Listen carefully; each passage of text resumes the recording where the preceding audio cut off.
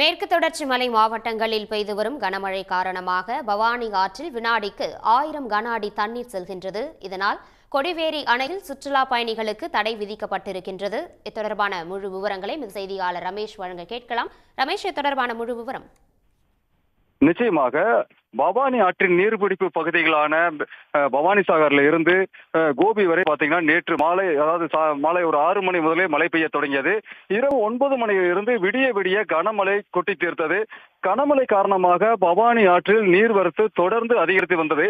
நேற்று காலை வரை குடிநீர் மற்றும் காலிங்கராயன் பாசனத்திற்காக 200 கன அடி தண்ணீர் வழங்கப்பட்ட நிலையில் கனமழை காரணமாக பவானி ஆற்றில் நீர்வரத்து இன்று காலை வினாடிக்கு 1000 கனஅடியாக அதிகரித்தது.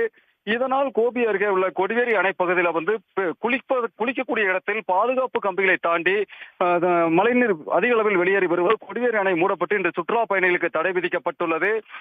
அதே போன்று பாத்தீங்கன்னா அந்த அணையில் பரிசல் பயணம் செய்யவும், அணையின் கீழ்ப்பகுதியில் துணி துவைத்தல், கால்நடைகளை மேய்த்தல் உள்ளிட்ட பல்வேறு அந்த ஆற்றை பயன்படுத்துவதற்கும் பொதுப்பணித்துறை அதிகாரிகள் தடை விதித்துள்ளனர். தொடர்ந்து இந்த ஆற்றில் இன்னமும் ஆற்றின் நீர்பிடிப்பு பகுதிகளில் மழை காரணமாக தண்ணீர் வரத்து அதிகரித்து வருவதால் இன்று இரவு முழுவதுமே இந்த மாலை வரைக்குமே அணை மூடப்பட்டிருக்கும் என பொதுப்பணித்துறை அதிகாரிகள் தெரிவித்துள்ளனர். வழக்கமாக பாத்தீங்கன்னா விடுமுறை நாட்கள் 10,000க்கும் மேற்பட்ட சுற்றுலா பயணிகள் வருகை தரும் நிலையில் இன்று காலை முதலே பாத்தீங்கன்னா ஏராளமான சுற்றுலா பயணிகள் வருகை தந்திருந்தனர்.